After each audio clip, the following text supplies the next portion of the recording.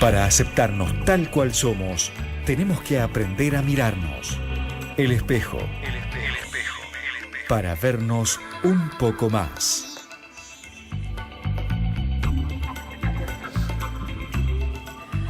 Segundo bloque, y lo prometíamos, bueno, con la presencia de la legisladora Amanda del Corro, del Partido Social Patagónico. ¿Qué tal? Muy buenas noches, Amanda. Muy buenas noches, Eli. Gracias por invitar. Gracias por haber venido. Y bueno, hay varios temas, ¿no?, que es un poco la idea poder abordar esta noche aquí en este bloque, pero me quedé con la definición que daba el concejal Boquiquio en relación a las instituciones y esta necesidad de que tengan sus edificios propios, ¿no? Y la legislatura, vaya que lleva tiempo en ponemos ganas al edificio, ¿eh? Sí, pero bueno, se gasta mucho en alquileres, hay proyectos, cuestión... estamos trabajando en eso, hay ideas, no puedo anticipar nada porque todavía no se ha concretado, pero estamos los legisladores con algunas propuestas, es absolutamente necesario, pero también me parece que hay que pensarlo en el marco de 20 años de institucionalidad. Cuando comenzamos, no solamente las características de la población eran diferentes, las instituciones recién empezaban a funcionar.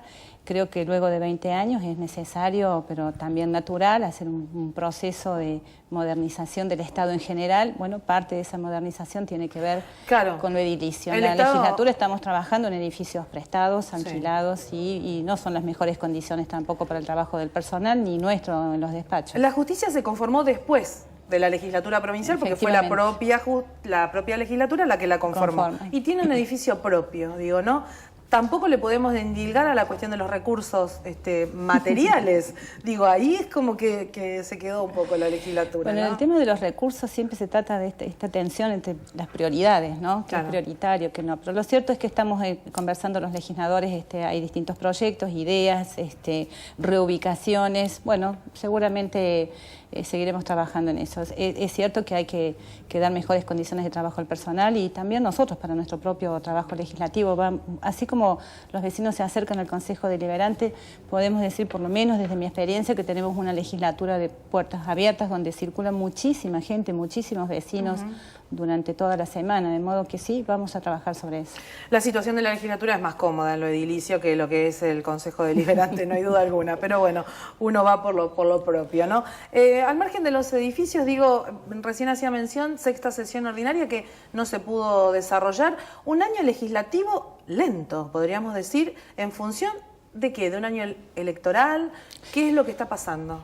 Los años electorales siempre tienen particularidades, pero yo no sé si lento, creo que tenemos problemas de fondo que discutir en la legislatura. Estamos con la problemática de IPAUS. Para mí, problema de Estado como IPAUS creo que no hay otro. Yo no puedo circunscribir esto a la institución IPAUS, ni a la legislatura, ni al gobierno. Es un problema transversal que necesariamente tiene que involucrar a todos los actores políticos. Y que además lleva mucha agua corrió bajo el puente.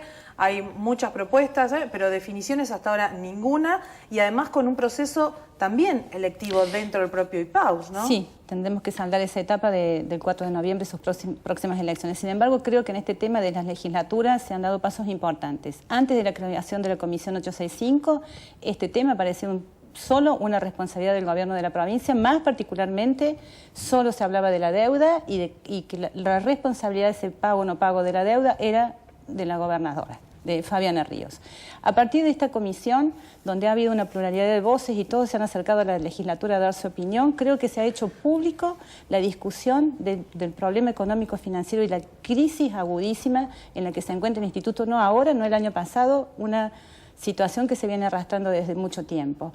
Luego que se ha hecho visible también esta situación dentro de la propia institución, su complejidad en la administración, en los circuitos de trabajo, en esa conformación plural donde hay representación de activos y pasivos del directorio, en su propio desmanejo.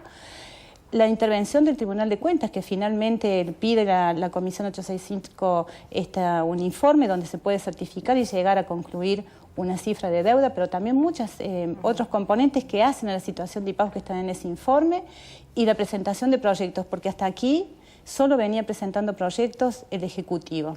De todos modos, me parece que por otro lado, ni analizados, ni criticados, ni aportados, ni discutidos. Sí, muchos rechazados dentro del mismo directorio. Ahora, de todos modos, me parece que el hecho de presentarse cada vez más agudizada la situación del pago desdoblado y con incertidumbre en cuanto a las fechas y los montos hacia los jubilados, eso aceleró la situación y visibilizó un poco más la cuestión, ¿no? Digo, algunos decían, esto es una situación provocada por el propio gobierno, digo, como para poner... No, de ninguna manera, el gobierno no va a tomar la decisión consciente de no pagar las jubilaciones en tiempo y forma solo para provocar que se discuta. El gobierno viene diciendo desde hace mucho tiempo, de hecho, los informes actuariales que han sido elaborados por especialistas, actuarios, notarios, equipos especializados, economía, la asistencia jurídica necesaria. La verdad es que eso ha sido lo que ha traccionado la presentación de 8 o 9 proyectos que no se han discutido. Yo no puedo pensar que alguien crea que adrede la señora gobernadora no paga las jubilaciones solo para que se discuta. Esto es un grado de irresponsabilidad y a veces de hipocresía de muchos sectores de negar hasta la discusión. Amanda, decíamos, bueno, 4 de noviembre, elecciones del IPAUS. ¿Ustedes suponen que tiene que pasar esa fecha para retomar y tomar algún tipo de decisión? ¿Será este año el que se tome algún tipo de decisión en función del IPAUS o se ve difícil? Lo he dicho ayer o antes de ayer en algunas declaraciones radiales. Me parece que la peor decisión es no decidir nada, porque hay una relación directamente proporcional entre el tiempo que transcurre y la gravedad de la crisis. O sea, mientras quedemos sin tomar decisiones, el rojo se hace más rojo, como esta mesa. Creo que hay que asumir que las decisiones que hay que tomar no son fáciles porque son situaciones de fondo, de transformación del sistema, un sistema que en el tiempo ha devenido en un sistema injusto, cuando justamente un sistema previsional se basa en el principio de la solidaridad intergeneracional. Aquí ha habido en el tiempo un cúmulo de situaciones que han sido dadas por leyes que han aprobado las legislaturas anteriores, por acuerdos que se han dado digamos, al menos con la anuencia de los sectores sindicales, de los directorios de turno, de los gobiernos de turno, que han hecho una distorsión fatal del sistema a tal punto que hoy tenemos la mayor concentración de ingresos en la menor cantidad de jubilaciones. Creo que hay medidas como los 25 inviernos, el piso de edad jubilatoria, los regímenes especiales, por lo menos hay que discutirlo. Por eso digo que esta legislatura lo que ha hecho es por lo menos preparar ese escenario de discusión de lo que antes no se hablaba. Hay que discutirlo y hablábamos también de la deuda. En el presupuesto 2014, ¿está previsto el pago de la deuda del IPAUS? En el presupuesto 2014 se incorpora el plan de pago de deuda que ha sido aprobado por la legislatura, el plan de pago que ha presentado el Ejecutivo, y estarán contemplados también los acuerdos de pago que han hecho los entes autárquicos y los municipios que arrastraban deuda y se ha llegado a conveniar con el Instituto. En este abordaje de la problemática de IPAUS hay como dos grandes dimensiones de discusión y de trabajo. Uno es la deuda histórica y lo otro son las modificaciones estructurales del sistema. La deuda histórica tiene parte judicializada, hay desencuentros y parte que se va acordando de esa deuda, pero el problema es que se sigue insistiendo en el pago de la deuda como si eso solucionase el problema previsional de Tierra del Fuego. No, yo creo que ambas cosas son necesarias. Lo que no se puede hacer es demorar la discusión y la toma de decisiones. El tema es que hay cierta desconfianza. Yo creo que eso se genera en función de la desconfianza que existe entre los sectores. Porque algunos dicen, bueno, sí, el gobierno dice hay que reformular el sistema, pero no discute la deuda y viceversa. No. Se tiene miedo a que no se cumpla con ambas partes. Y creo que la solución está en ambos caminos. Las propuestas que ha elevado el Ejecutivo contemplan discusión de medidas variables estructurales del sistema y además el aspecto de la deuda. Tenemos que esperar ahora las elecciones del directorio para saber cómo va a quedar conformado y quiénes serán los nuevos interlocutores para la legislatura. Vamos a otro tema, Amanda, y tiene que ver con la educación. Hoy hubo una marcha convocada por el propio sindicato, pedido de inversión en infraestructura educativa. Se habla también de la modificación del sistema educativo, la ley de educación que no ha tenido avances en la legislatura. Llevamos varias gestiones. Yo recuerdo entrevistarla en varias oportunidades a Elida Deza, ¿no? Y como ministra, en este caso usted, ¿no? Digo, y no se avanza. ¿Qué es lo que pasa? ¿Por qué no se avanza? Puedo dar cuenta de qué ha pasado en esta legislatura. Antes, como ministra en el Parlamento anterior, he participado de esas discusiones cuando desde la Comisión 4 se invitaba a SUTEF y al Ministerio a participar. La verdad es que no eran muy buenas las discusiones, porque no se podía avanzar. Era más discutir por discutir que debatir cuestiones de fondo. A partir de esta nueva composición parlamentaria, cuando nosotros ingresamos a la Comisión 4, que presido, no había ningún proyecto de ley con estado parlamentario. Se trabajó sobre la documental que quedó en reserva en la Comisión 4, que da cuenta de todas las discusiones, los puntos de acuerdo y desacuerdo de todo un parlamento anterior. Sobre ese documento se trabajó un proyecto de ley que toma estado parlamentario con la firma de todos los bloques. Hay un proyecto interbloque.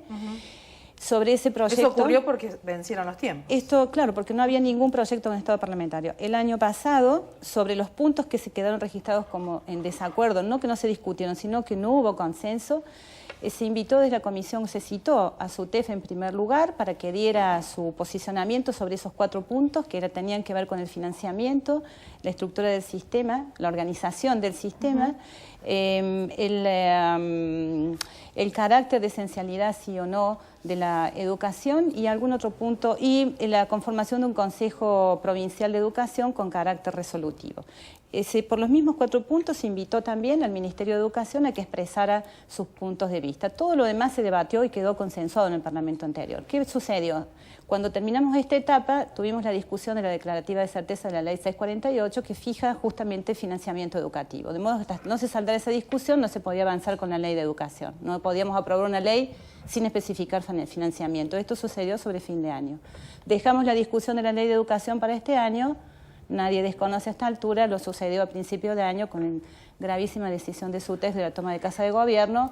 Terminamos, esto fue en mayo, junio no era un clima para discutir ley de educación, vacaciones de julio, luego año electoral y tenemos la ley todavía sin discutir. Amanda, ya nos queda poquito tiempo, nos queda un minuto, pero para ir redondeando, digo, había algo, sí. Me habías preguntado sobre los recursos de la inversión, ¿no? Que tenía que ver con la marcha docente. Exactamente, porque el financiamiento del sistema educativo tiene que ver con recursos que se puedan destinar también a infraestructura, entre otras cosas. ¿Qué pasa con estos fondos especiales que se aprobaron a fin del año pasado? Seguramente la ministra, cuando sea convocada ahora para la discusión del presupuesto, que tendremos que comenzar la discusión ahora, va a poder dar un detalle minucioso de esas obras. Pero cuando se habla de inversión hay que hablar sobre los datos concretos y la información. Tenemos en la provincia más de 100 edificios afectados a educación. Estos edificios funcionan de la mañana a la noche. Tiene un uso intensivo durante toda la semana, incluso los días sábados. Hay algunas escuelas que han ido en la prolongación de la jornada. Tenemos alrededor de 6.000 o más ya de 6.000 docentes en la provincia y más de 55.000 chicos. De modo que tenemos casi 60.000 personas circulando por esos edificios de lunes a viernes. Es imposible que no se tenga que invertir en el mantenimiento. Pero lo más importante cuando se habla de inversión es que no se dice que al finalizar esta gestión habrá 15 instituciones escolares nuevas. En la ciudad de Río Grande, en la ciudad de Ushuaia y en Tolwyn. ¿Escuelas? Escuelas. Porque a veces uno dice instituciones y son 2 aulas, escuelas. Jardín de Infantes número 20 del Río Pipo, Jardín 14 Caramelo Surtido, Jardín de Infantes 19 de los Alacalufes, la Escuela Primaria Mario Benedetti del Río Pipo. En el Río Pipo se hizo un polo educativo, Jardín de Infantes, Escuela Primaria, Escuela Secundaria, la Escuela Primaria, y ahora tendremos el Jardín de Infantes en Chacra 13, 2 jardines de infantes en Tolwyn y su escuela primaria, el edificio del IPES que lleva 20 años de gestión, el gimnasio del polivalente, los gimnasios que están previstos para la ciudad de Río Grande. La verdad es que nunca se dice que van a ser, ya son 13 las instituciones educativas nuevas, lo cual supone además trabajo docente, cargos docentes, horas cátedras para ese servicio, la disposición de todo el mobiliario, el mantenimiento, los POMIs, digamos. Entonces, cuando hablemos de inversión, me parece que hay que decir todo. Bien. Amanda, gracias por haber venido. Seguramente en el presupuesto, y cuando avancemos con el presupuesto, hablaremos de estas cuestiones en forma puntual, pero me parecía que era importante tratar un tema como es la ley y también la inversión en infraestructura. Sí es cierto que los problemas son evidentes y están a la vista. Hay que atenderlos rápidamente. Gracias. Gracias, señor. Hacemos una nueva pausa.